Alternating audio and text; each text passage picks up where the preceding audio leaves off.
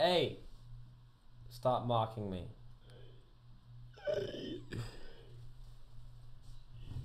Hey! What's up?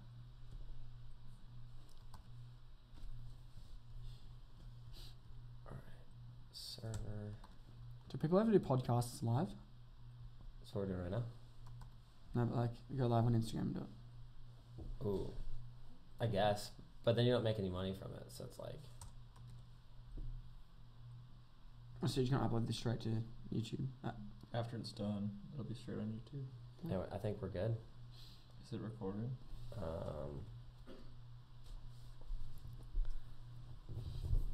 Maybe. It says we are live, but it doesn't say we can record. So we'll hope that... Oh, and we can stop and play ads whenever. So welcome to the podcast, everyone. We're making sure everything's good to go. We have Senor Max Peters. G'day. Senor Big White. Hello, everyone. My name is Will, aka White Trash Willie, for all of you guys that don't know me. And I'm Clayton Lindley. And we're chilling. Mm-hmm. All right, I think we're good. I think we can go without recording. I think it'll be fine, hopefully. But we'll see how it goes. Sound good, Awesome. everyone? Cool. Ah. Bam, Is it working? we're live. Yeah. So you're watching the live stream. I'm watching the live stream as we're watching the live stream. I had no idea this was going to be live, or else I would have said come watch. It's all good. Okay, on. But next you time. can do it later. Yeah. That's all that matters. Sick. But we're here now. Does the volume sound alright? We're all good? I think it does. I think it Sounds is fine. great. As long as no one's complaining about it. And this is irritating me that it's not letting me record it, but we will wing it. Or I can record it off a different software. That might work. Technology, yay. Oh, you gotta love it. All right. So, boys, what are we talking about today? Scootering. We're talking about scootering, that's right. I think, Yeah. I mean, I honestly have no idea what we're talking about. You guys are the hosts, so... Hey, honestly, if you guys don't know who Max Peters is, boy, you're slacking. Yeah, Max Peters is a super influential rider out of the bottom of Australia called Melbourne. He has been killing the game since what year? I started riding in 2007, but first started making videos in like 2009. Jeez. A long time ago. What got you like into scootering? I tell a different story every time because I literally don't even know what got me into scooting. But I Alright, used well, to- what's the story for today? Alright, well, I'm going to explain pretty much the same sort of thing. So I started off racing motocross. Mm-hmm. And obviously anyone that races motocross, it's very expensive. So I've got an older brother as well, and we were both racing. Well, he was racing 2 bikes, I was racing 1, and then we had to go to the races and back and pay entry fee, petrol, gear, like all that kind of stuff. So it was just too expensive, and my brother kept racing for a while, but I didn't. So I kind of went to a different route, and scootering, I guess, was the thing. It was really fun. I'd go down to the skate park every day after school, every day on the weekend, and go ride with Luke Pickett and Mick Nunkput. For you guys that don't know who they are, they're pretty big Melbourne riders back in the day, especially Luke Pickett. A lot of you guys might know him from his famous Luke Pickett Welcome to Maggie video. Had like 1 million views back in the day, so And that was ride like with them. big. Because I remember, was it Jed Adams? He was like one of the only other people that had like 1 million view video, and it was crazy. That foot jam thumbnail. Yeah. Yeah, remember that foot jam thumbnail was like I swear every time I went on a scooter video, that was like the recommended video. Like yeah, you'd go anywhere and it'd just be Jed Adams' foot and a mad gear with some backwards apex forks, right? I think it was like the color of the deck, the apex fork, and like how the proto wheel matched like the deck perfectly. That's why that video took off. Yeah. It was like it showed the trick, it showed these rare scooter parts, and it showed like It just looked very inviting. It looks like, Yeah, hey, that looks exactly. very interesting. I'm going to click on that. Oh, yeah. yeah. Now you see a thumbnail and you don't know what's going on. It's like, No, exactly. is this even in the video? Like, So much clickbait going on these days. I guess everyone does it to a certain extent. Yeah. I feel like low key that video was clickbait though, because you're expecting some like super great video, and then it was, hey. Dude, I honestly couldn't even tell you what that video was like. Dude, you don't remember that video? It was kind of like it was like a day edit, and I don't know. I was just expecting like a lot more out of it than what it actually was. But I don't know. I feel like it was cool for the time. For the time, it definitely was. For the time. Yeah. Who filmed it, do you know? Can we look that up? I want to say it was Dylan Art that filmed it, but No, because Dylan Art's from Melbourne, it was Queensland. So Oh, yeah, that was from Queensland. Like Dylan let's O'Leary find or out. something like that. Yeah, look Jacob Scoots. Who are we looking up? looking up the Jed Adams video. Jed Adams. You probably just type that in, it's going to come up. Jed. I feel like he has like a pretty decent Instagram following now, and I feel like that's because of this video. Is that the video? Yep. Yeah, it has 4.7 million views. Look at him. He looks so young. Look at that. Wow. Yeah, I know, right? A 2-minute video. 2 minutes. Can they see this right now? Let me double check. Yeah, they can. That's funny. The Like, Jed so Adams let me see video. the. Oh, it's laggy. We're a bit Yeah, behind. it's posted on to Dylan O'Leary 123. Yeah. Definitely. He's I like got- how there's nothing in the bio, it just says subscribe. And then it says Hey, let's category see about sports. tags. Let's see the tags real quick. And the comments are disabled. Damn. I remember this video just got so many hate comments. Did it? There's no tags. It's just sports category. Dude, that was a video that just took off. It was the foot jam, man. I'm telling you. I wish Jed Adams would have like done more with like that video. Like he could have definitely built something huge out of this video. But Oh yeah. I think back then scootering wasn't as established as it was now, and people really just did it for the fun and to, I guess, because it was interesting and new. Like, if I could go back and market myself completely different, I would. But I mean, things happen. Things have progressed so fast. If you go back 5 years, scooters are nothing what they are now. No, you go not back at 5 all. years even further than that, and it's just like Razor Pro, maybe a Mad Gear, maybe a old Phoenix Deck, a TSI. There's not much now. There's hundreds and hundreds of brands. what do you think about the scooter community today, then? What's your like opinion of? You think the scooter community is like? I mean, okay, that's such a broad question. That is a very broad What's question. What's like some good aspects of scootering that you feel like that are happening these days? Because I mean, I feel like the most talked about thing now is like, oh, scooters are so lame, blah blah blah blah blah. But there's so many cool things going on in scootering. Like, what are some of those cool things that you think are going on? I don't know what's especially cool, but Instagram has definitely boosted scootering. Like Instavids, Oh, especially. yeah. Like, Like in every aspect. yeah, like Instavids have put scootering on the map. You know, not many people would go on YouTube and watch a scooter video because the first thing they do is comment like "get a skateboard, loser" or something like that. You know what I mean? They wouldn't even be into it. Yeah. But Insta clips, they're just so inviting. The trendy video, the trendy filming, or it might be the new hype song or something like that, and people will just think it's that little bit better. Yeah, exactly. And also I think it's the fact that they're so short, and there's like so many happening at one time. Like, I mean, what do you think of that, Big White? What do you think about the Instagram scene?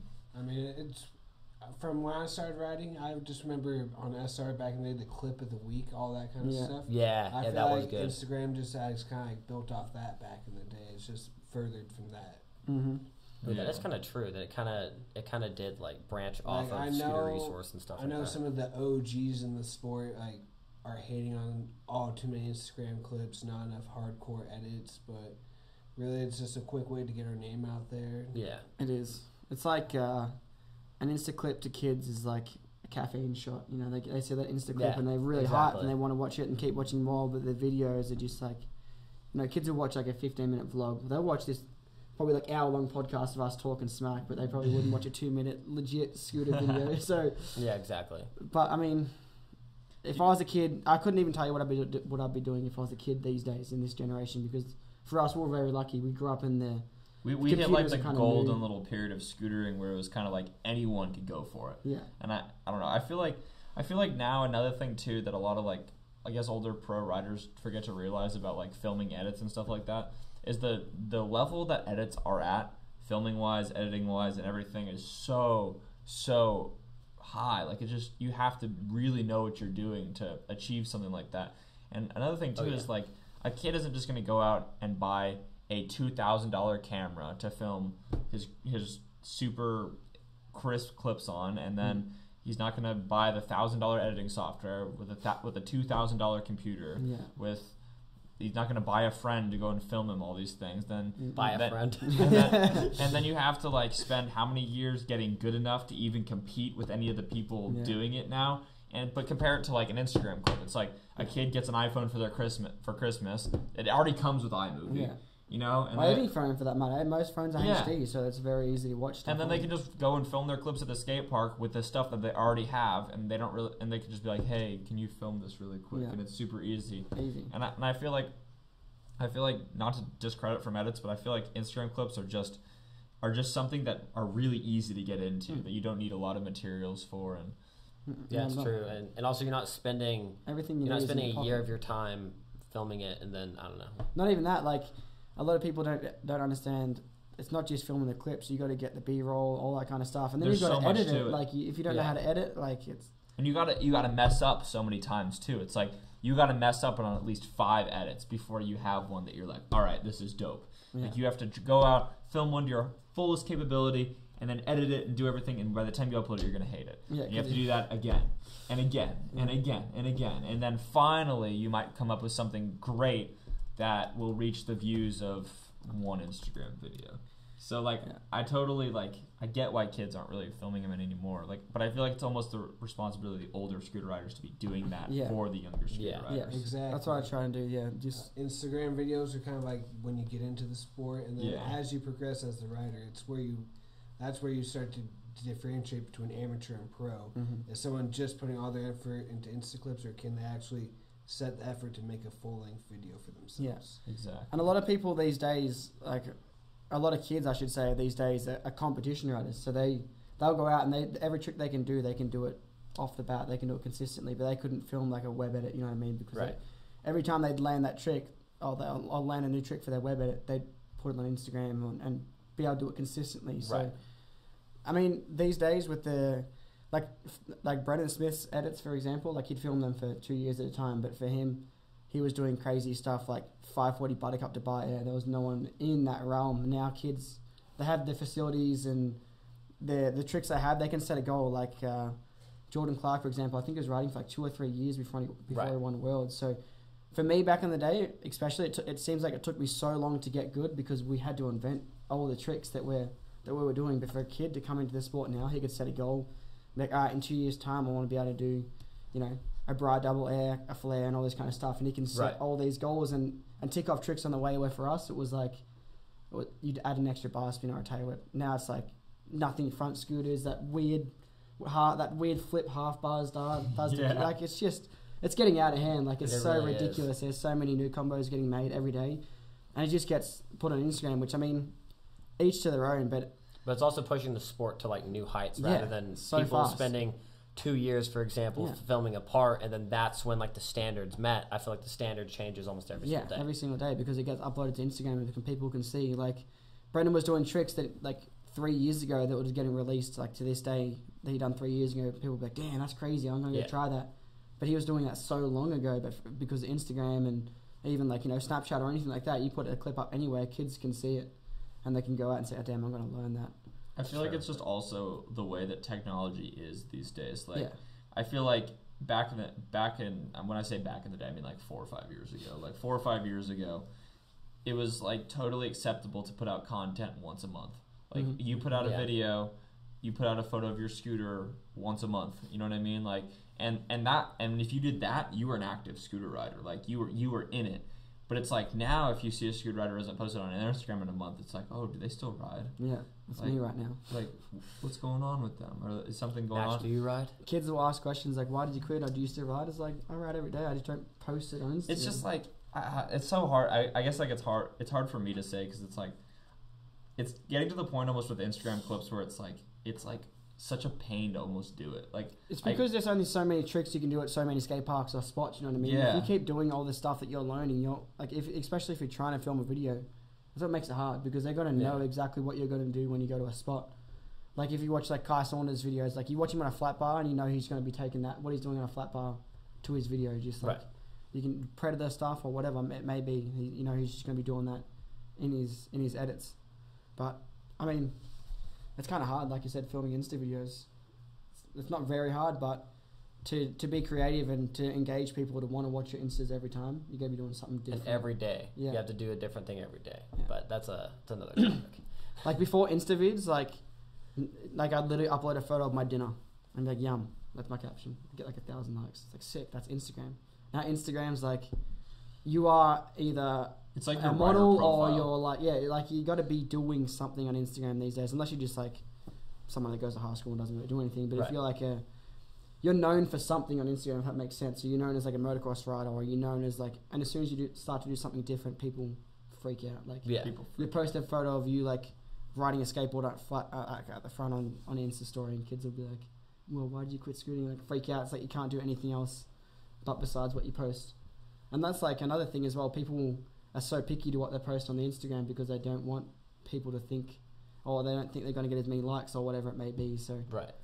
it's pretty Yeah. crazy. You know, the other thing that I feel like a lot, like this is a discussion piece that I feel like is not brought up a lot, but I feel like is very true and is happening, is like there's still a fair amount of edits that come out. Oh, like a lot. And they're insane. and they're crazy. Like who was it August? Yeah, August Like, just his- dropped Did you see it. his new video?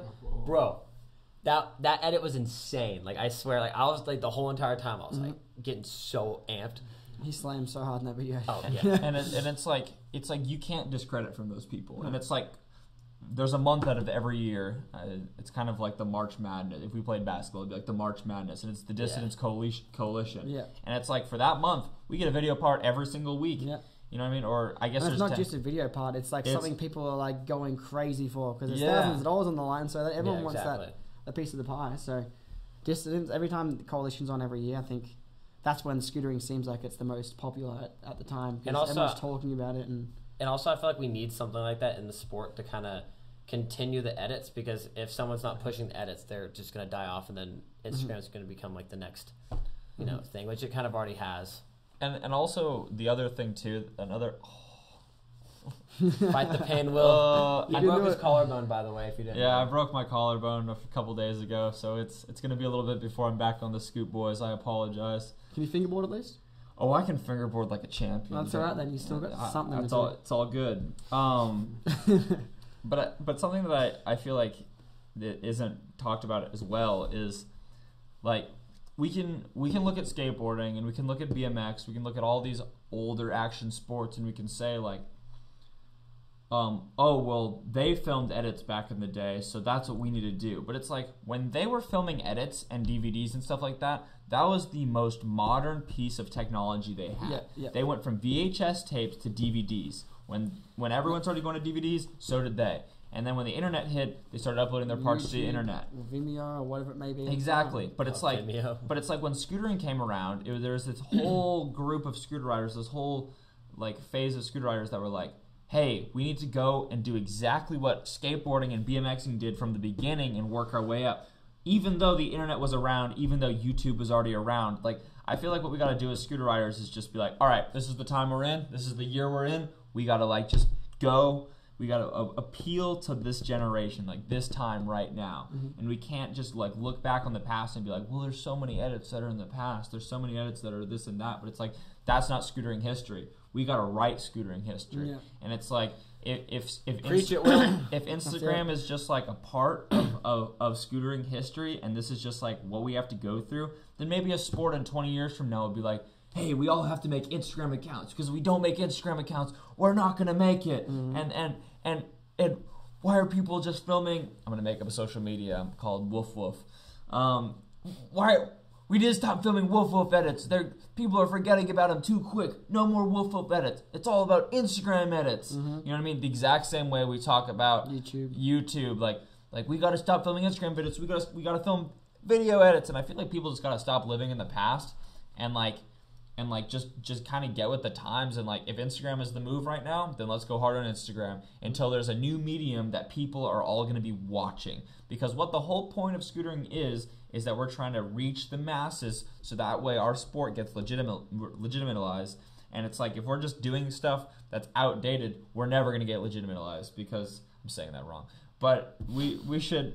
I just feel like that's something that's so crucial, and that's something that no one ever talks about. It's like that worked for skateboarding. We got to find our own path for scootering.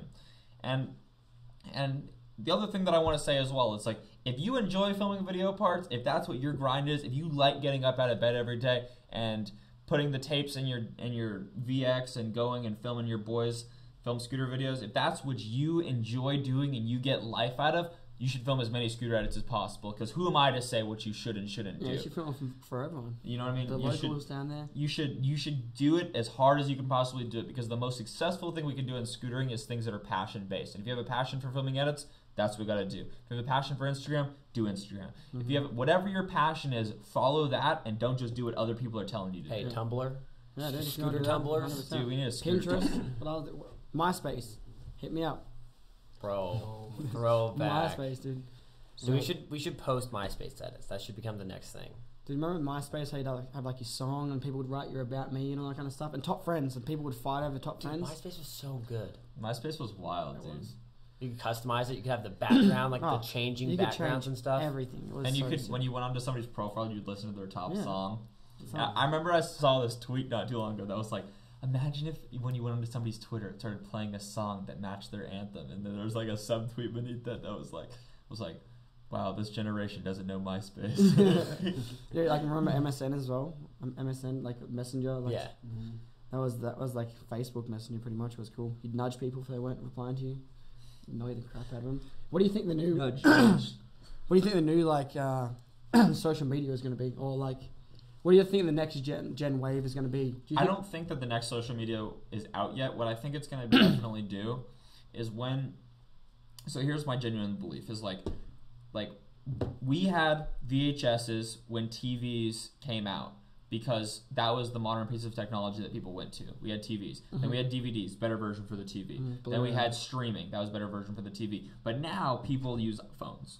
So I feel like phones, the best thing for a phone is Instagram. You know what I mean? So we won't have another revolutionary social media until we have a revolutionary thing we take media from. So once we have a new object that we take media from, suppose if like an orb that like tells us all these amazing things, you know what I mean? Then we'll have OrbTube. And we'll all be on OrbTube or something else. But I think that right now the social medias are pretty standardized. I feel like there's potential that a TikTok could come up or another type of thing could come up. But I feel like Vine could make a comeback. That kind of is TikTok though. Yeah, no, it's it could come back, man. Yeah, true. But I feel like once a new social media platform comes out, and when I mean platform, I mean a new device, that's when we're going to see a whole new wave of information and media. Yeah.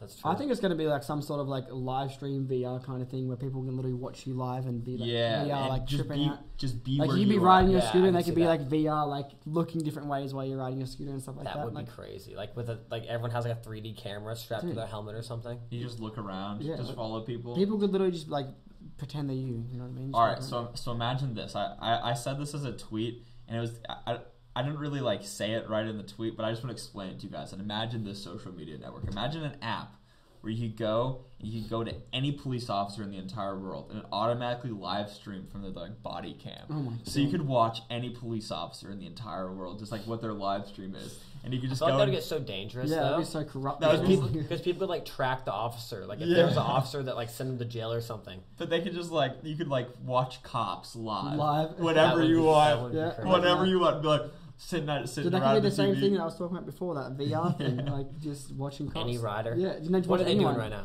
Just like, hey, I'm a police officer, come watch me. It's like, Or like they have like a system at like a ski hill, and then whoever's at the top of the ski hill, you just automatically sync into their live stream, and you watch them go down the hill. Yeah. If they crash, it goes back to somebody else at the top of the hill, and you start watching them go. but you again. get the same adrenaline rush. You Yeah. feel it just Yeah. sitting at home. So you just be really lazy, just using someone else's adrenaline.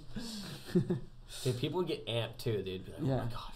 Dude, Jared, Addleston gets amped. Like, I Oh, want his yeah. adrenaline after he lands a trick. Like, I think he has more adrenaline after the trick than when he's actually doing it. Jared Alston. Oh, dude, yeah. dude, Jared Allison is he's the crazy. hype. No, he pumps himself up pretty hard before That is- the that Were is you true. there that time on top of the mega ramp? Did you Oh, watch yeah. that speech go down? Okay, we need to hear the story Okay. of Jared Alston. Who's gonna say it? I don't know anything. I'm not here, so I wasn't there. So I rolled up late to this situation, so I'll go from my perspective rolling Okay. up late. All right, what happened? I pull up to the mega ramp, I get out, and there's just Jared just pacing around circles, just, I got it. And I'm like, what did I walk up to? I just see him climbing the stairways to the top of the mega quarter pipe. It's 27.5 feet tall. I get him. I see him get to the top, and he's just smacking himself in the head like, come on, Jared, you got this, right here, right now. You're gonna push the limits of scootering. He like literally quoted, "You are gonna push." You're like talking to himself. You gotta hype yourself up, man. You gotta do what you gotta do. But I will give him credit. No, like that mega ramp part was insane. Yeah. I know you're not. I know you're not. I'm not discrediting him. Of course not. But it was just a crazy scene to walk up to. I'm like, all right, what's he about to throw? Yeah. And I just see him just go up to the quarter pipe, jump in, and I can just hear him yelling out each tail up he does. 1, 2, 3, 4, 5. Oh, and just it was the great. I was so happy for him because I've never seen someone so hyped on scootering and hyped on themselves. Mm-hmm. I remember I was standing up there with him because I was at the top of the quarter pipe filming him, and I was hearing this pep talk. He's like, right here, right now, 1, 2, 3, 4, 5. 1, 2, 3, 4, 5. And as he would say that, he'd be like spinning his deck at like the amount of tail whips. Then he looked at me and he's like, Will, say it with me. 1, 2, 3, 4, 5. And I was like, 1, 2, 3, 4, 5. And then he like went, he was just like, boom, boom, boom. He's like, right here, right now. And he like backs up. He's like, and then rolls up and lands at like first tee. And I was like, this is the craziest thing I've ever watched. Yeah, I haven't done more than like 3 tail whips dropping like off a quarter that's bigger than 3 foot. I couldn't imagine doing 5 into a three-story tall. Like, bro, imagine you missed that tail whip. Like, Dunzo. You know. Yeah, you know. Yeah, you know. I'm very aware of you that know ramp. exactly what that feels like. Yeah, it's fun. It's a really good ramp. Yeah. Hey, this guy gets pretty high on it though. Oh, yeah. I broke coping airing it, but Dude, it's scary. It feels like you're going up a freaking mountain. Like you're just. The first time I ever rode it, my knees buckled hitting the transition. I was like, oh, that's how it's going about. Okay. That was me when I did the nitro ramp the first time, like 2010, when me, Mitch Baldry, Ryan Williams all tried out for nitro. The first one I went down, I got speed bobbles, nearly went off the side of the ramp. Just That's like, great. Like no one tells you, it's like, yeah, the G forces you're gonna have at the bottom. Dude, it's insane. Pretty crazy. Everyone just thinks they're just gonna go down and You do it think like it's a going to be normal like a box. normal rolling. Yeah. Because no skate park can give you those G-forces. It's like a whole new experience going to that thing. You can't get anywhere else. I think the only thing that it feels like is hill bombing, like a hill bomb at an uncomfortable speed. Yeah, but then like you got to hit like some sort of transition. It's not just going fast. Like Right. it's a transition when you pump your legs. That's like I couldn't imagine hitting the moon boot on it now. Like Dude. with the speed you. Yeah, you'd no, have, right. Like, I didn't realize scary. you were the first, like, you, Ryan, and who else was it? Mitch Baldry. Was it Andrew? The Andrew was the first scooter rider, but like in Australia we did the tryouts. Is that that's the how day- Ryan got that's the day- associated? That's the day that Ryan did double front flip, so he didn't practice. Albury in the border of like New South Wales and Victoria in Australia. Yeah, 2010. It was only a couple of weeks ago. Like it came up in my memories. I have an app called Time Hop, which shows me like all my memories on Facebook, Instagram, Snapchat, my albums, and so it's good. It's good. That's sick. So tell us about like that experience, like going with, because that was before Ryan was really associated, before he was like part of. Well, Ryan was still Ryan. Ryan's always had that kind of crazy name to himself. Yeah. How did he get that crazy name? Do you know? Do you remember Ryan Williams when he was just like a nobody scooter kid? I remember watching a video of Ryan Williams. And I had no idea who he was. Just dropping in and like just going really fast at Calandra, and he hits his front wheel, and just you don't see him anymore. And he breaks his arm like trying to drop in. That was like one of the first videos I've seen of Ryan. Because my friend from school used to show me videos of him. Like I had no idea what YouTube was. I just upload a video and like I didn't know what subscribers were. I had a comment, nothing. I just uploaded a video so I could watch it. Yeah. Like, and like people would watch like show me videos all the time, and I'd watch it and be like, that was a cool video. Like not even care about who it was or anything like that, and be like, just type in scooter on YouTube and Cody Donovan would come up, Brendan Smith. Who else was Jesse Macaluso, Terry Price, like all them guys. Jed Adams, yeah. Yeah, Jed Adams before his time, but I'm just trying to think of who else was back in the day, like Casey Corney and all them kind of guys. I remember Tick was like the skate park, the Incline Club, dude. Like that skate Rip park. Never got to ride that park, but that's my GC compound. The GC compound. That was. Did you won guys that. get to ride that? I never got to. I ride went GC. there like 6 months after they closed it down. So you just visited the factory. Dude, I didn't even get to go in. Like I was so bummed because that was a big loss for Queensland scootering. Like if GC compound was still there, Queensland scootering would still be thriving. Like, yeah. Melbourne definitely has the best scene. That was like the place. Because now there's not an indoor park. I guess there's the like Village. Ramp Attack Village. Village is kind of weak though. I like Village. People at Village are tight. I'm just saying, it's not what GC. It's not what GC like. Dude, GC was just so iconic. JC had like the 3 foam pits. One had a huge ramp. The middle one was normal. The other one was like kind of small. The step up the box section, the wall rides, resis. Yeah, the spines, resi was famous. like little street section. The best halfie you'd ever ride. Like way better than Monster halfie. Like have you guys rode Monster? I've ridden Monster, yeah. I think JC was way better. It's just not another level. But then they reshaded it and it kind of was a bit weird. So anyone that rode the Jesse Bays or anyone from JC, if you're watching, you know what I'm talking about. But there's some pretty iconic scooter tricks got filmed R.I.P. at JC, like 9 Flare, Robbie, Robbie Weir's Aussie roll. What else happened? I literally saw that on Instagram today. Yeah, he posted. He's riding He it, rides isn't it. He was at Moonbar on the weekend, 2 weeks ago.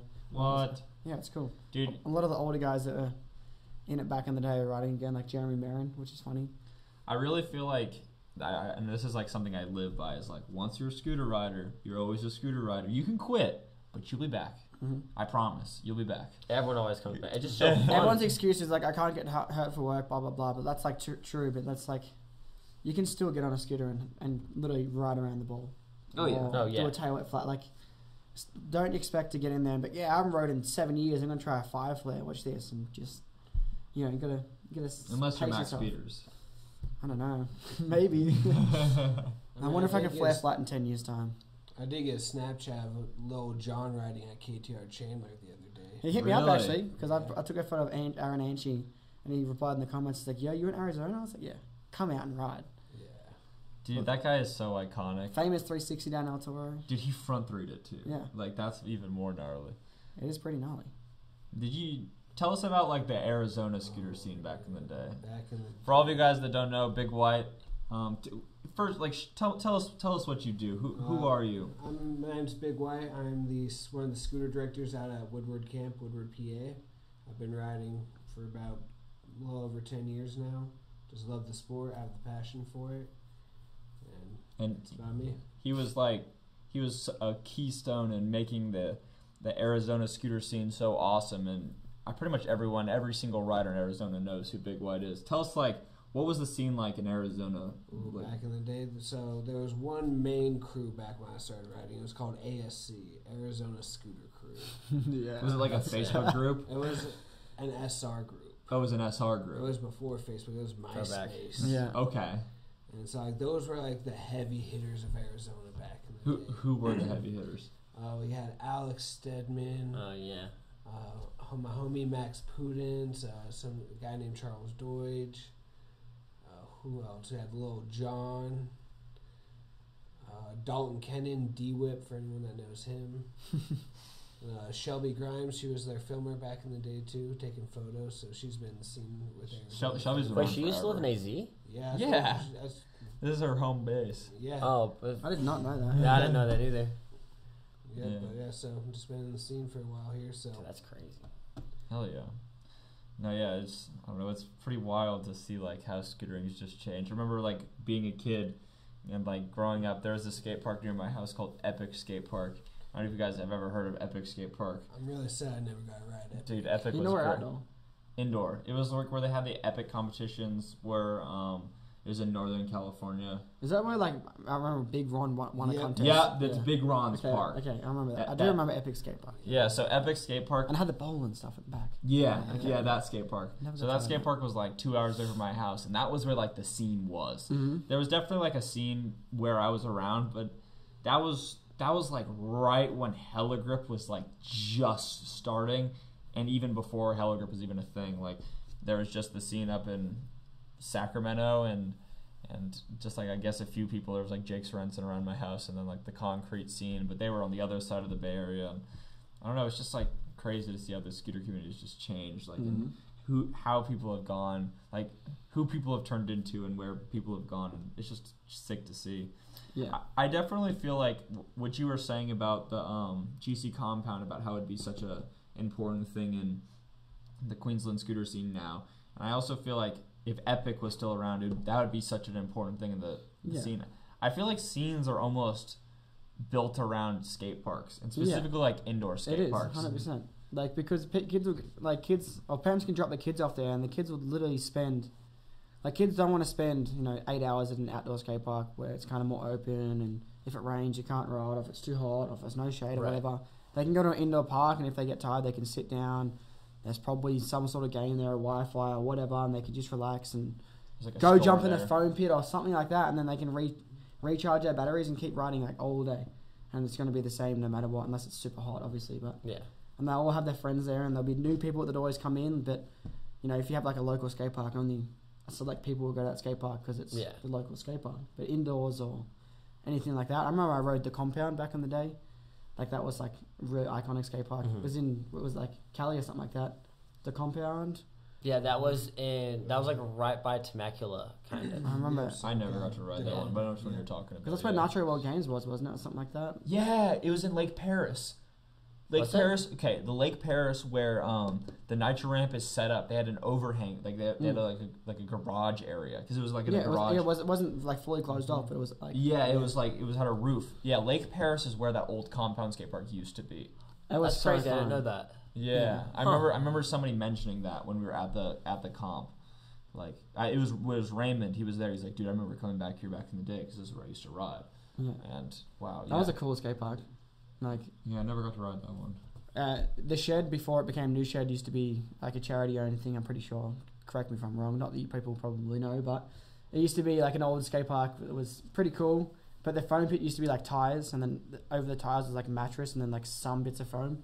And when that got closed down, there was no like indoor skate parks in Victoria. Wait, like, so Shed closed for a while? yeah, shed used to be like charity-owned. Like Was it still like the same iconic shed nah, that it always it was iconic. You know what I mean? But What was it was- different about it? I didn't know that it I closed. couldn't even explain to you what was different. It was like completely different. Like same general kind of layout. It had like a big mini ramp and stuff like that. In there had had a big vert ramp where the vert ramp is now. There was no like upstairs section or anything like that. It was just like picture exactly how the skate park is now is how the old shed was, but just a little bit of a different layout. Mm. Obviously the ramps were nowhere near as good, but it was still an indoor skate park, which was revolutionary at the time. So it had a foam pit, which everyone wanted. But when that closed down, Ramp Fest, it was a little bit before Ramp Fest opened, and as soon as Ramp Fest opened, like every Saturday there'd be literally 100 scooter kids. 9 to 1 was the scooter session every Saturday, and it was hell. Like it was so busy every single day, every single Saturday. So many scooter kids, and then I'll have like Eagle wheels with the bolted foldies with the deck savers and all that kind of stuff on there. The real low one-piece bars with the like 80-degree hedgie bangle because you're bolting it. And it was just crazy. And a lot of kids, we're still on the same old school topic, but a lot of you guys these days understand how hard it was to be a scooter rider back then. Because if you broke a pair of bars or a pair of wheels, you had to buy a whole new scooter. All for what? They didn't sell individual Because stuff. like the scooter was a scooter in the box. They didn't sell like aftermarket parts. Well, they did, but you couldn't get them in Australia because shipping wasn't a thing back then to Australia. Right. So if I broke, like I'd buy a brand new Razor Pro, and if I broke the bars that day, I'd just have to go buy a brand new Razor Pro to fix the handlebars. So, kids would have a wheel and be like, damn, this wheel only lasted me 6 months. It's like a Razor Pro would last me 2 weeks maybe. And you have to go out and buy a new one. Or like you guys understand, Razor Pro forks. Like you would just look at them and they'd bend to the side. Like if you had bent Razor Pro forks, that was the worst thing. Did you guys ride Razor Pros? I rode Razor Ultra Pro forks. And before they were reinforced? I don't know. Or were the Pro Ultras like reinforced off the bat? The Ultra Pro ones had the gussets on them in between, so you couldn't bend them as well. Yeah. So these ones, if you bent it back in the day, you were at the side of the skate park at the fence just smacking your wheel. But then your fork would just snap easy anyways. Like, and Dude, like Razor wheels, you you just split the Razor wheels in half, like so easy.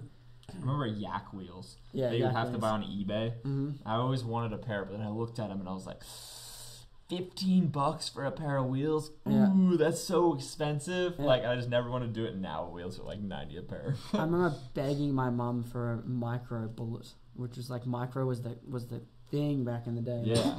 All the Europeans rode micro, and that's when French ID and stuff was coming up. Like, I just wanted the micro so bad. It looked so much cooler than a Razor Pro. Wasn't the micro wheels back in the day? There was like a micro medicals. There was like a micro wheel. And I remember Dan Barrett. Did you ever have them? They were good wheels. I remember back in the day, my best friend bought a pair, and everyone clowned him at the skate park like, "Why are you spending $100 on metal wheels? Just don't ride sketchy, man." And now it's compulsory. You have to ride metal. Yep. If you rocked up with plastic wheels, people would be like, Get out of here, bro, boy. Exactly. Like, what are you doing? What are those? Yeah.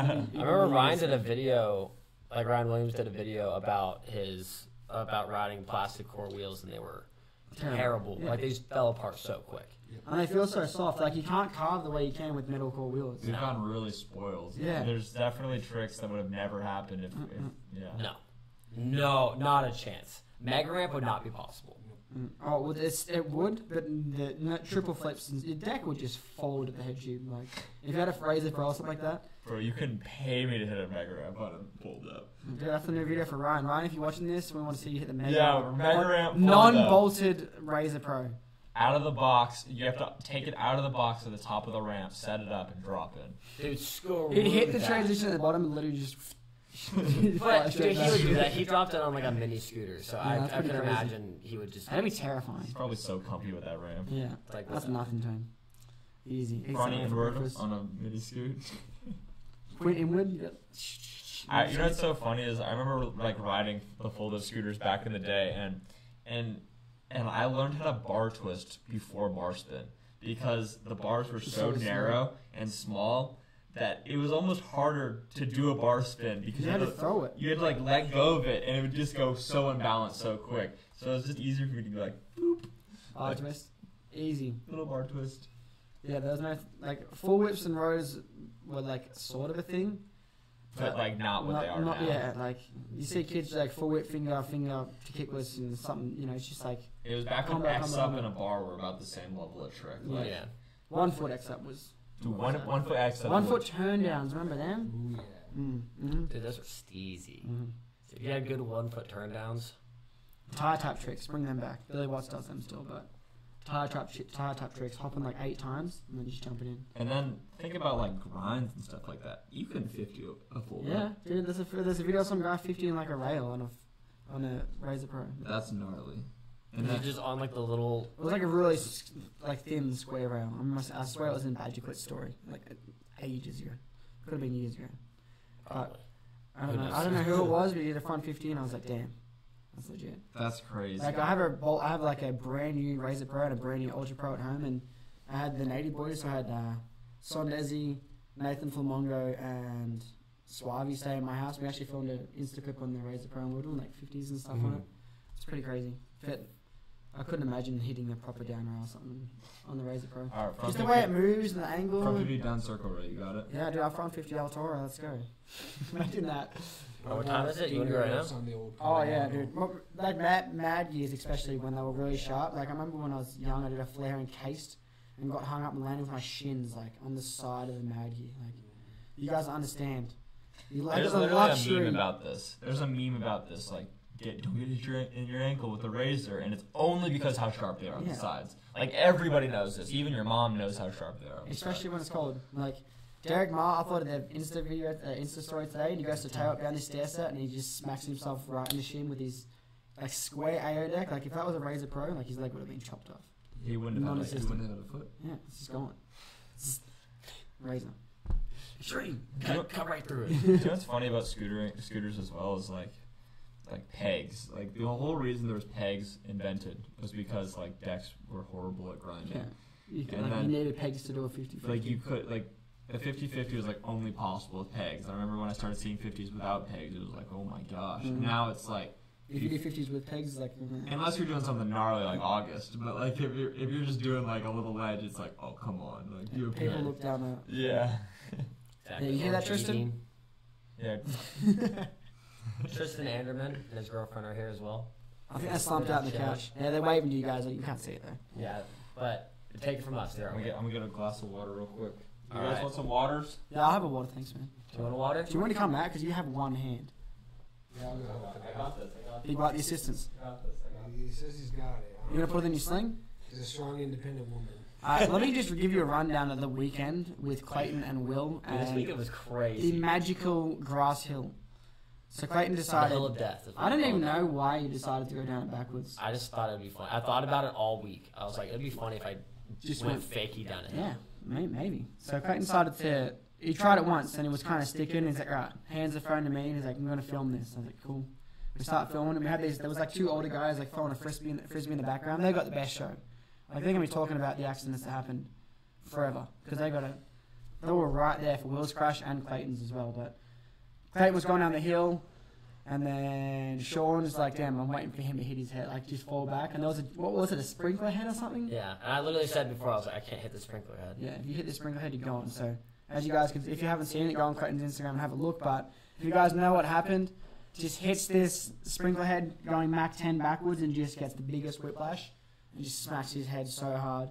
And I was like, oh damn, did that really just happen? And then Will comes stumbling over. He's like, hey, I'm gonna try hang 5 down this hill. This is like 3 minutes after you just hit your head, like just domed yourself. And Will tries a couple of times, and I was like, damn, you really about to try this? Like, you're trying to hang 5 down a grass hill. And I was sitting next to Jackson Bauer, and we're just sitting down, and we have like a side view. We both just watch Will go down this hill, and it was like slow motion. He just digs in, he just flies, and just smacks his collar. Done. Snaps it.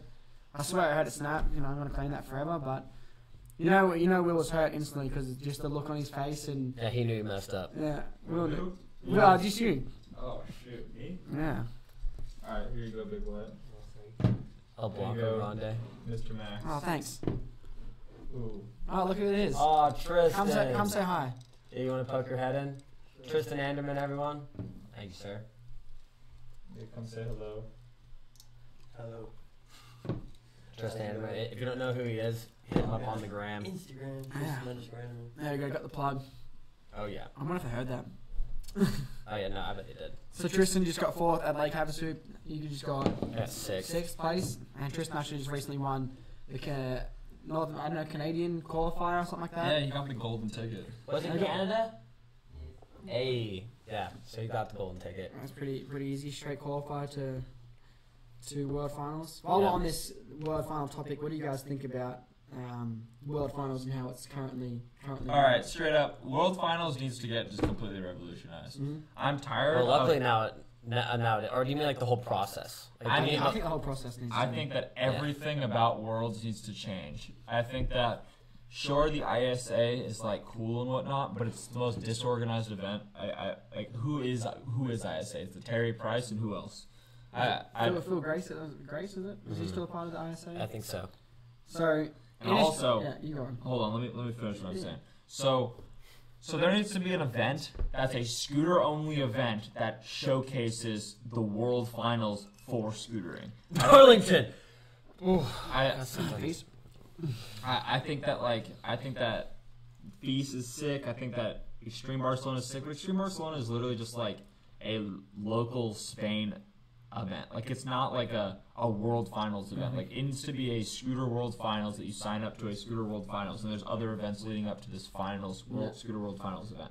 Also, there needs to be qualifiers. I mean, the qualifiers are kind of fine right now, but I feel like they just need to be more organized, and there needs to be a consistent panel of judges that are at every single qualifier all around the world, and not just some like random people in different places, because it just gets messed up super easily. It's always But not different. even that. Like in Australia, it's completely it's the ASA, Australian Scooter Association, where you guys in America and Europe is ISA, which is International Scooter Association. I think that's what it is. But ASA is completely different to how it's over here. So we don't get gold. I don't think we get golden tickets in Australia. Like we haven't had one. Maybe this year. I think you do this year. Well, But we no, don't- because the last previous years they've had them. I know New Zealand had it. That's one. I'm pretty sure Australia had it because there was like a big thing that happened in Yeah, in Brad was New making a Zealand. big deal about it or something.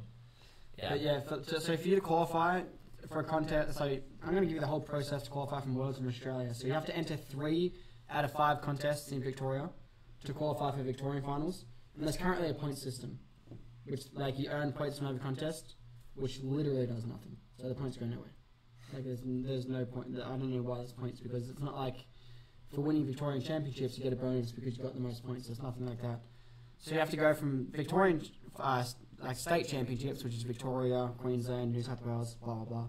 Then you have to qualify for Australian finals, and then from Australian finals you have to qualify for World Finals. I honestly think you should have to maybe enter one contest, or like there should be a certain contest, or I should straight up be able to enter World Finals, because if you can pay to get over there and you think you're decent enough, or qualify the day before, like back in I don't know how many ISAs you've done, but I did 4 And the 2012 was like sick because like you could qualify the day before as well, and then same with at Rush you could qualify. Was that the year they built the skate park? That was 2014 or maybe 13. That was 14 was Rush, so that was 13. Yeah. And that was Scoot Fest. That was my favorite World Final I've ever been to. That was Scoot Fest. I feel like is a more official Worlds than what Worlds. I think Worlds should be a 3-round series. I don't think it should be one. I don't think it should be one contest. I think it should be three like finals at 3 different skate parks. Yeah, I think it should be like Scoot Hut series, like kind of thing, like how it's three contests. Because one, you might do bad at one. It should be more of a consistency thing with 3 completely different skate parks. Right. Because you don't want you could be the world champion because you can ride a big box and a big quarter pipe. But you know what I mean? Like, I want the world champion to be able to ride. It's like Lake Havasu. Like, that was a really open park, and you could see who was really flowing and who wasn't. Like, I wanted to be a really open park and then a really tight transition park and then maybe something like with huge ramps and all that kind of stuff. Because you'll test everyone. Like, you'll see who the true world champion is from a series format. And also, I feel like it needs to have a street aspect, too. It shouldn't just be park. I feel like it should test every aspect of riding to truly bring and show who the number one in the world is. Yeah. Because realistically, you can't go off of one contest one day and say that person's world best. They were the best that day, which is normally how every contest goes anyways. That's how it goes. I don't know. But I think it's like maybe even a 5-part, or I don't even know like how it will work. But I think it should be more than one contest. So. Yeah, no, definitely. I think that. Yeah, I think that just Worlds just needs to get like revolutionized. Like I think that Worlds is just like a little bit just outdated. I feel like it just needs a revamp because it's just the same thing every single year on the same exact park, and it needs to be a park for scootering instead of just a BMX park or borrowing. It needs to just be a way more legitimate thing. And also, the owner of Envy needs to just like stop being so like self-centered and Gosh.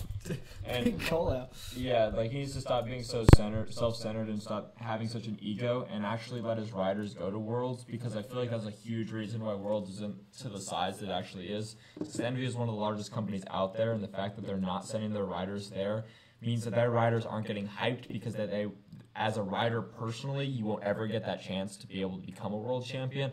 And also on top of that, the whole reason you guys don't want to go there anyway is such a petty reason that only really affects two people. So I feel like you should just let down your ego. No one who's affected by what happened is still even as involved with ISA. So just send your riders there so that way those riders have a chance to be able to compete in the ISA, because that'd just be so awesome. Like, imagine seeing Colby Rugrick in ISA Worlds. Like, he never has the shot to, because he isn't allowed to go. Or Vincent Kurdjuna, or just anyone that rides for Envy. Max, I don't know. You probably don't want to speak on this. I don't want to make you in an awkward situation. But No. I remember when I was still on the team, there was a part like they told us that we won't be doing Worlds anymore. That's why I stopped doing Worlds. So they'd rather spend money on doing tours. Like, we did this really crazy tour, and like the last time I actually came to America was a Sweet Tooth tour, which was really sick with Envy. We did a big tour around America. So we went to Europe first. We did Feast and all that kind of stuff. And went to Switzerland and France, all that kind of stuff, and then traveled all to America.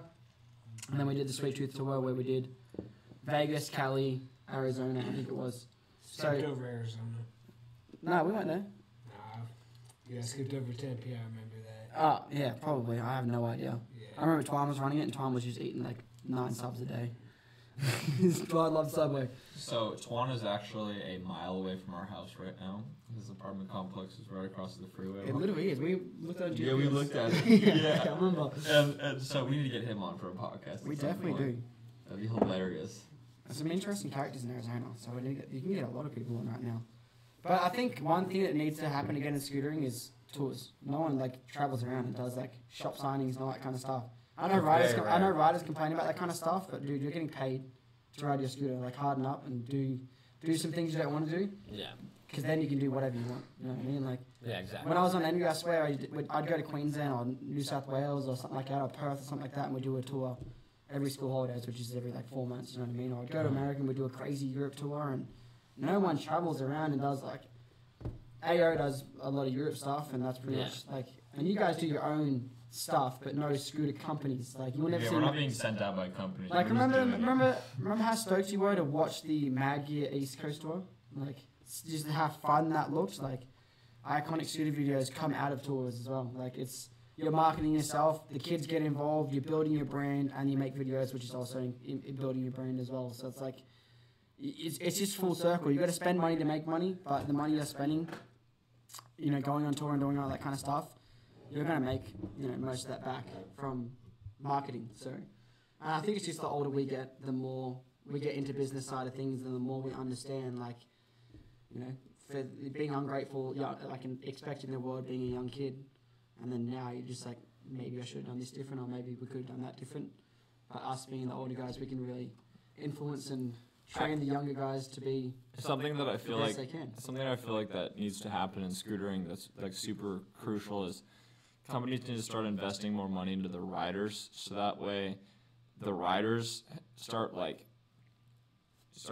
making it look like they're having like great lives, I guess, like, so they have enough money to eat every month, so that way they have enough money to go and only ride their scooters, so that way they have enough money to go to a skate park every day and film clips and they have enough money to do this, so that way a kid can look at that rider and be like, hey, I want to be like him. Yeah. And then that way the kid will be like, hey, I want to be like him, and I want to when I grow up I want to be just like that guy. And so that way that kid will start scootering more and more, and then the more kids that start scootering like that, the more kids that start scootering.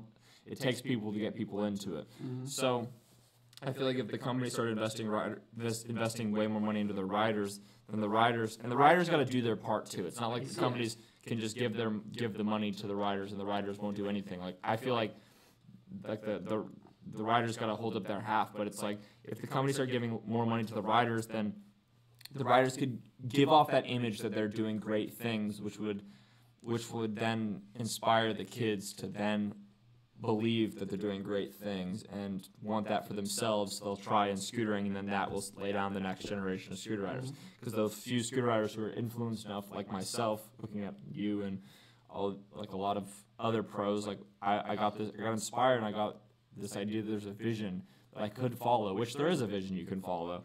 But I feel like unless from a young age there is guarantee that you are going to be paid when you're an older rider, I feel like that just is a motivation to keep trying. And I feel like that's something that companies look over. They just want to be like, they just want to make their quarterly payments. They want to make their short-term goals instead of seeing that long-term goals are more important to the longevity of the company. Yeah. Very true. I backed out. But at the same time, right now, scootering is taking a lot of stores, and scootering itself is on a pretty fast decline. But I mean, it's not like this is the first time it's happened in scootering. I swear, this happens every. It's doing pretty well. Like we do pretty well for what we do. I mean, daily grind. That's it. I'm not even wearing a shirt. I'm wearing a Stussy shirt. Tell me about what do you think about the decline in scooter sales? Well, why do you think it's happening? I think it's just kids are losing interest. I don't want to give these guys any more credit than what they are. But I think as soon as Jacked Out and Scooter Bad stopped uploading daily content, a lot of kids started losing interest. They kind of got over it.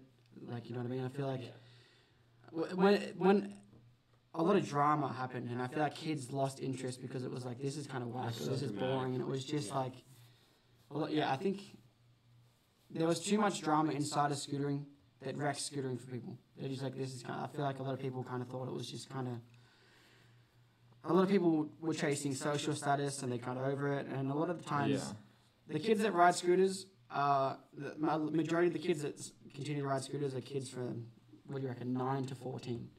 So like the kids that are really into it are from that kind of age group. And you know what it's like when you hit 15, you start going to, you start talking to girls or whatever it may be, you start hanging out with different friendship groups, and they might ride skateboards, and then you're trying to impress your new friends or whatever it may be. Like I see it all the time in Australia, like kids just growing up and wanting to experience, or do different things. They're like, oh, nah, I'm gonna get a job and do this and do that. Like I've had there's been so many good riders that have quit just because they weren't sponsored or they weren't getting paid or anything like that, and they've just quit scootering. And they've messaged me like 2 years later, like, bro, like I wish I was still riding. I watch you ride and kill it all the time, and I wish I was doing that. Blah blah blah. It's like, well, if you can't do it when it's tough, like you're not really enjoying scootering. Like if you don't I don't scooter for the money or anything like that. Money's good. I need money for my family and all that kind of stuff. But I can always scooter. Like I could literally go get a full-time job and I still scooter on the weekend and after work and stuff like that. Yeah, I think it's ridiculous when people are like, I don't have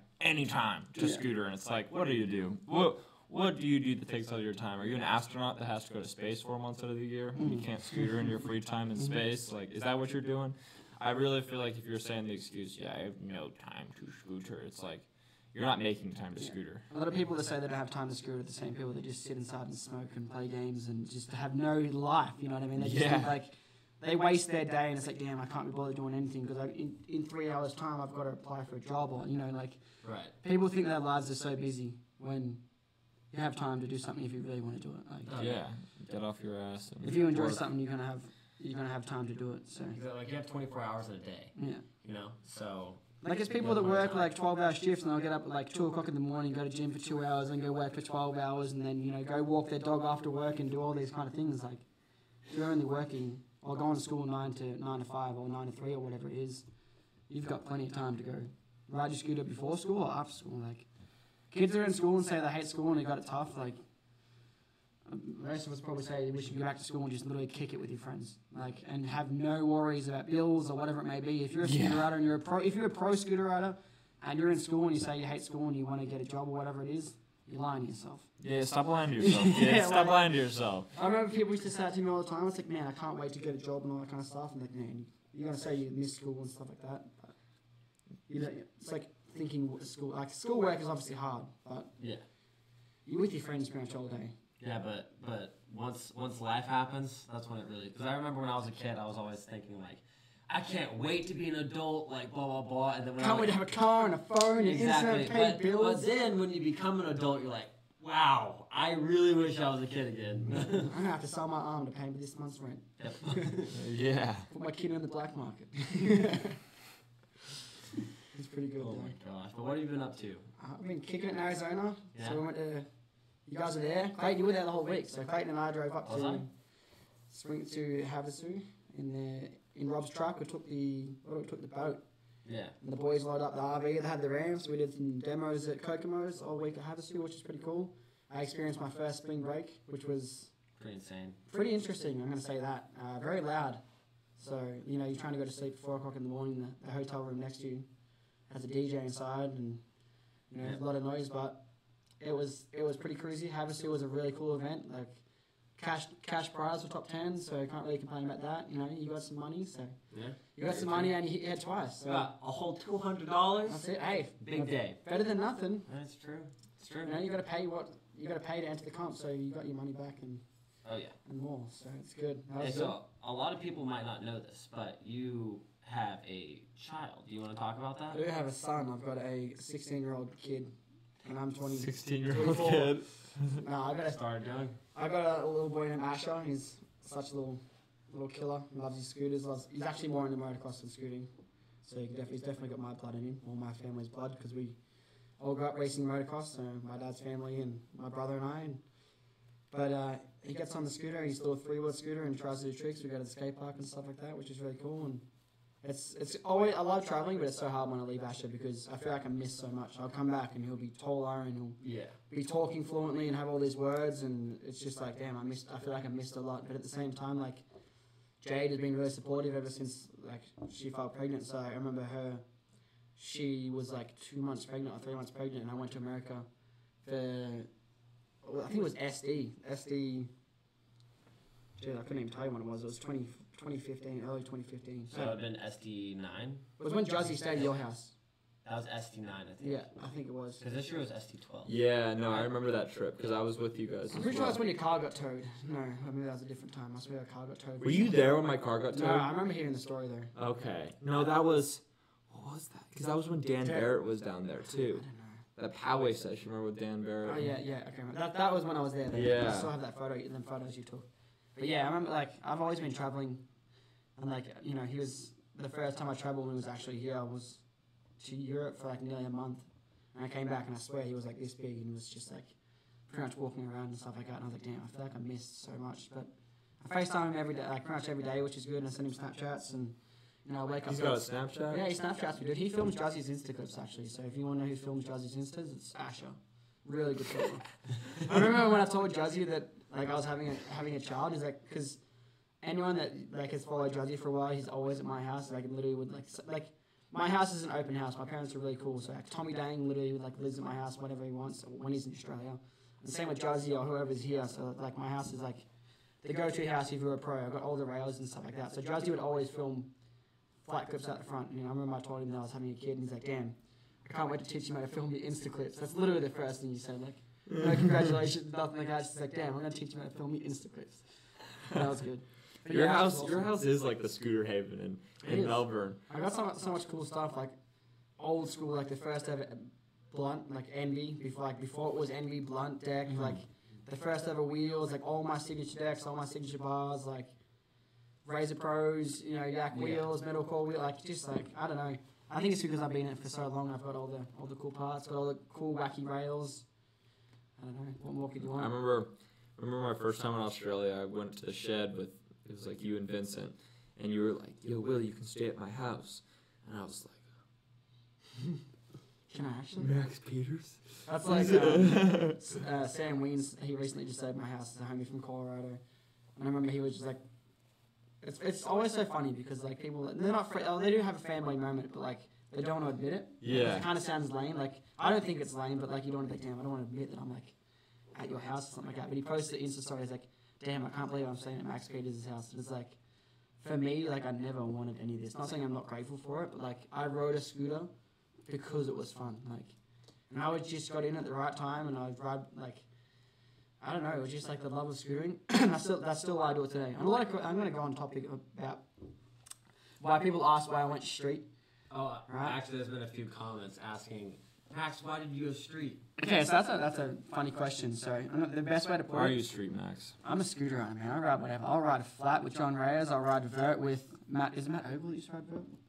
Matt Ogle? Nah, Matt What was was his name? like one of the street dudes from Texas. Who am I thinking of that used to ride vert? Like, No. Home. Dan? That's it. Dan Holm. That's it. He was crazy. I ride pretty much every single Monday we have like a Resi squad, which is in Melbourne. We have the best sessions. Like we have the best crew in Melbourne. So we have me, Dylan Morrison, Tommy Dang, Matty Travelo, Jeremy Merrin, Brendan Smith, Angus Hughes, Billy Watts. Who else? And like some of the local guys like Ryan Miller and whoever else wants to come join, Reese Rogers. But Melbourne's a place to be at for now. But anyways, back to the story. We're getting lost here.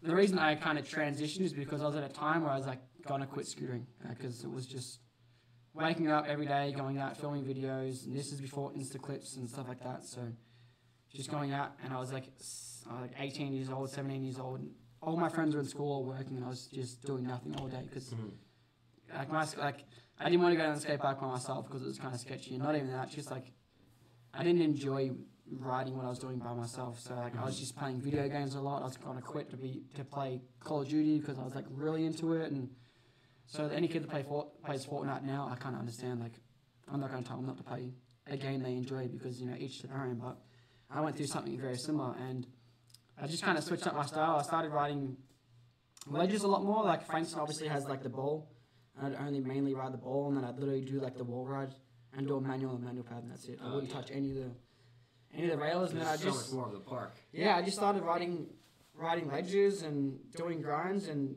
you know, there's only so much you can do. I wasn't wearing pads. I have really sensitive skin, so every time I'd like put knee pads on under my jeans or even over my jeans, I'd get really bad eczema. So I couldn't keep crashing because I was getting more hurt trying to roll out of my crashes than actually crashing, and it was just getting frustrating doing the same crap every day, I guess you could say. So I switched it up, and it was like learning how to ride a scooter again. So when you learn a new trick, you get hyped, obviously. So I do something as simple as a whip front Smith. I'm like, damn, I just learned a new trick. And then I'd go whip front feeble. I'm like, damn, a new trick. Whip front feeble 180. And then it was just a brand new. It's like I was starting scootering again. So I like really fell in love with scootering, and I don't know. People are just gonna say like, I don't know. A lot of people don't know me as the park rider. They kind of know me as the street, I guess you could say. Yeah. Which It was so funny. I'm not going to classify myself as anything really. That trip, Scooter riders. that trip that you were referencing, the one where we took photos at Pkwy. I remember that trip because that was the big transition. that was when you like became kind of a street rider in a sense. Like, and it was crazy because I remember at the time, I don't know, I had a little bit of ego about my 50/50s. And I remember Max was like doing 50/50s as well. And I would always like kind of just like, I would never say anything because I know Max would whoop me at the time, but I would always kind of just like mess around and just do little 50/50s, like, ooh, did he see that one?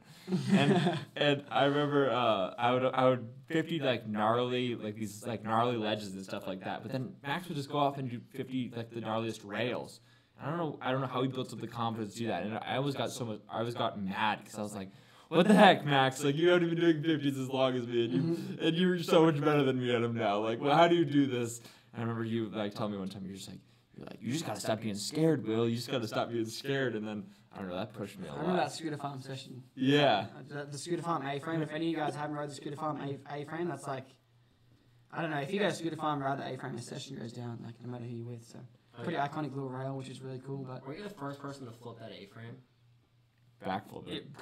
Probably. Vincent probably fast went front flipped it before it was even finished, but. I don't want to claim it, but maybe. Yeah, you were definitely first back. I remember rocking up there, and it was not just built, but it was only there for like a little bit. And there wasn't very many people besides Coda that could flip really small. Right. So I don't see him going to Scooter Farm and doing that. I also 5-footed like the quarter that same day and stuff like that. Oh, really? Like little. I remember that actually. I remember you like flipped it and then you 5-footed it, and I was like, what? Mm. Yeah. What just happened? Yeah, crazy. I think in scootering you probably have the highest hops. No. Who do you think has the highest hops then? I think Dan Barrett's got pretty good hops. Or what about Rennie Bouchard? That guy's tall. He has an advantage. So I don't know. I don't know, Dan, if you're ever watching this, I'd like to challenge you to like a 50, like high hop 50 challenge. Like that's a cool video. I think Dan and I would pretty Dan Barrett? Yeah. Yeah, Dan he has has some pretty some high high 50s. Like front 52, that's scary. Yeah. I'm trying to do that. He's like the type of 50 where he gets on and he's like gets on at an angle and then leverages himself up. Works himself onto it. Like, but just going back to the topic as well, me like transitioning, like I can go to the skate park right now and like pretty much every given Monday we go to Shed or Ramp Fest or something like that, and we literally just the first thing we all do is drop in and play the gnarliest game of Scoot. No warm up. We'll just start off with like, alright, cool, quick. We'll do like a 360 whip bar, and as soon as someone's done their first set, like Angus would just drop in or something like that, or Billy or something like that. We'll just do.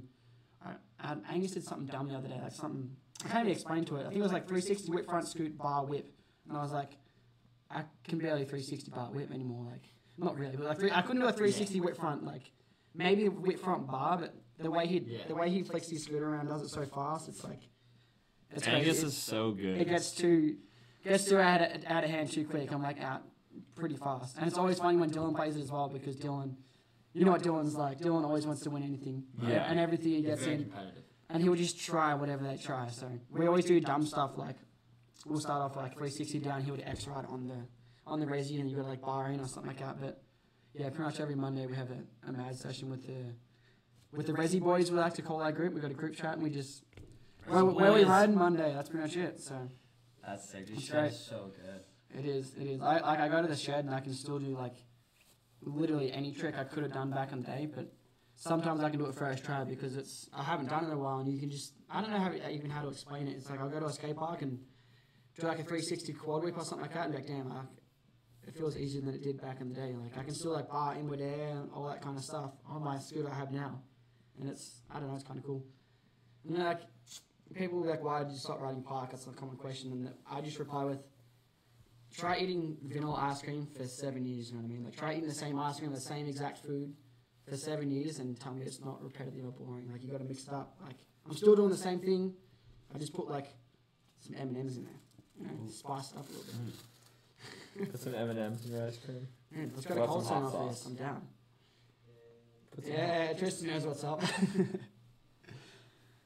How are we looking? Looking good. Got a few questions for you. Yes, hit me up. All right. This one comes from our boy Andrew Collins. He's watching, and he wants to know, how do you feel where scootering is right now? I think scootering is in a pretty decent place right now. I think we just got a pretty big boost of acceptance to somewhat from Juzzy. That single clip of him going around the rail, getting on ESPN, getting on World Star, getting on the Snapchat thing, like Oh yeah, like Snapchat thing. You know how like on the main page in Snapchat, he was on Yeah. there too. Really? he was everywhere, bro. He was like he's not like he got posted on ESPN before. Like I'm pretty sure a lot of skateboarders did. Like Well, I heard that they hadn't even ever posted skateboarding. But Maybe. I think I don't know because they have they probably would have posted Niger or something like like street that. league and stuff like that. something Yeah. like that. But that's pretty crazy. Like judging out They made like it. 40,000 Instagram followers within a couple of days because of World Star Hip Hop and all that crazy stuff. And I think people that had seen scooters years ago and would like be that guy, but yeah, scooting's lame. I'm a skateboarder. I'm 28 and I hate my life. The guys that seen that clip probably were like, wow, that was cool. You know what I mean? Like I respect that. So I mean, I think we're in a pretty good spot. I think we're in a way we're still really divided. We still have like the fakers crap people on Instagram that think Like the they're weird beef. they think they're cool, and then we have like I don't know drama of who's the most fluoro or whatever it may be, or who can be the weirdest on Instagram, and we're in a weird spot, but a very good spot at the same time. I feel like we're only going to be going up from here. I feel like that our decline in sales is only we're going to pick back up. That's going to be So here's what can I just interrupt you guys really quick? So No, you're not allowed to. Sorry. So I think that scootering. I have 2 points to bring up. My first point that I'm going to bring up is I think scootering is thriving. I think scootering is thriving, not at unseen levels, but it's thriving at a very consistent and a good level. And here's why. I think that if you want to compare scootering to skateboarding, scootering to BMXing, scootering to tennis, scootering to football, scootering to any other sport, you have to then take it. You have to. come on, Willie, can you do this? Come I'm on, sorry, buddy. I'm losing my train of thought. You have to compare it on the same playing field. And what I mean by that is you take scootering, and if you look at scootering, the only thing that is supporting scootering is scootering. There's no, and if you look at skateboarding, you have all these big corporate sponsorships and skateboarding supporting skateboarding. If you took all the corporate sponsorships out of skateboarding, if you took Nike out of skateboarding, if you took Adidas out of skateboarding, if you took Red Bull out of skateboarding, if you took Monster out of skateboarding, if you took all these corporate brands out of skateboarding and compared skateboarding brands as that whole just to scootering brands, scootering would be way bigger than skateboarding ever would be. Our sales would trump what skateboarding does if you took away all the big corporate sponsorships. So I feel like once scootering starts to get these big corporate sponsorships, that's when we're going to see another huge boost in scootering. And I think that's only possible if a lot of the bigger brands in scootering die. And what I mean by that is there needs to be a lot of these corporate, big, money-sucking brands that care more about quarterly reports than the actual longevity of scootering. Once those companies die out or move on or find that they're not making the buck they thought they were going to make off scootering, once they die out, then the sales from scootering are still going to be there. But the money's going to go towards passion-based brands that are going to be able to use that money to expand it to what we all think scootering should be. And then once that happens, corporate sponsors will see that, and that's when scootering will boost to a whole new level. Yeah, like you just got to support the brands that are supporting scootering themselves. Like Yeah. a lot of people will say they're doing this and doing that for scootering, but in reality, what exactly are they doing? Except putting money in their pockets. The thing that annoys me the most, and it's like something I see over and over and over, is there's a person or a kid or somebody in scootering. They start a successful scootering company. They build it up, and then they buy a nice car and dip out. And it's like, that sucks. It's like, I hate to call out some people, but like Willie Prentice from Elite, it's like he was doing all this great stuff with Elite in the beginning, and then he started to kill sales and do really well, and then all of the support from scootering that he put into it got put away, and then all of the tunes for his GTR came in. And then we're going to look at, I don't know, the owner of Greenover, same thing. If you want to look at the owner of, I don't want to call out too many people. You guys know who I'm talking about. But I just want to, I think that personal... calling out everyone in this one. Personal gain needs to be, like, put aside. Like, I feel like what really needs to be important is the money going into scootering. I feel like that's what needs to be recognized right now is like, sure, you can make a buck off scootering and buy yourself something nice, or you can make a buck off scootering, put it back into scootering and buy some then everyone can buy something nice. But it's just how selfish you are and how much time are you willing to put into it. That's it. Very true. Very, very true. True that home slice. We got another question for you. All right. When is the SIG deck dropping? I have no idea. I'd like to tell you. I'd like to give you a date. But we're still. I'm only prototyping my first test one. I'm gonna get another one after this. Maybe do some slight changes. But I'm hoping mid-year. I'm gonna say August-ish, hopefully, for the SIG deck. So I don't want to rush. We don't want to rush it and get a deck that isn't as strong as it's going to be. It's something that you're not going to like. Exactly. Not even that. A lot of brands would just prototype once with a pro rider. I gave 2 decks out to people, to riders that ride different. They might not saying they're sketchier, but they ride harder than I do. You know what I mean? The thing with a lot of brands do is they'll give their product to test to their riders, their pro riders, and they'll be riding a resi or wooden skate park. They're not riding it like kids ride it. Kids ride fly out, they grind curbs, they do all this kind of stuff. They're a lot harsher on their scooters than we are. So to get the proper prototyping done, a lot of companies should literally be giving out prototype stuff to these young kids, up and comers, because you know what it was like when you destroyed scooter park. I would break a pair of forks literally every 2 days when I used to do fast front flips flat. You would know that for sure. You'd bend bars, you'd snap your IHC forks, you'd bend your fork legs, T-hub wheels, whatever it may be. I was constantly breaking parts, and then I got to a point where I just didn't break. I haven't broken a deck in 8 years. I haven't broken anything in forever. One reason is because I change my stuff literally every week. But even then, the prototype deck I'm on right now, it's cracked hella bad, and I'm just literally trying to snap it to say I snapped it. Something I just want the satisfaction of writing something till it expires, and then I'm gonna go out, or not go out and buy one, but just get another one. That's what a lot of people in the scooter industry don't understand as well. Is I don't want to compare skateboarding and scootering, but a skateboard deck, they'll last them 2 weeks and be an $80 deck. And I have to buy grip tape, and every 2 weeks I have to buy an $80 deck. So if you spend, for example, you didn't have much money, you wanted to get a Scooter Hut just off-brand deck for $100, and it lasted you a year, and you're complaining because it only lasted you a year. That's pretty petty. You got a lot of usage out of that time. $100 for 12 months. That's pretty good. I can understand spending, say $450 on an Apex deck and it snap within a month. That's fair enough. But I don't know. Kids don't understand that.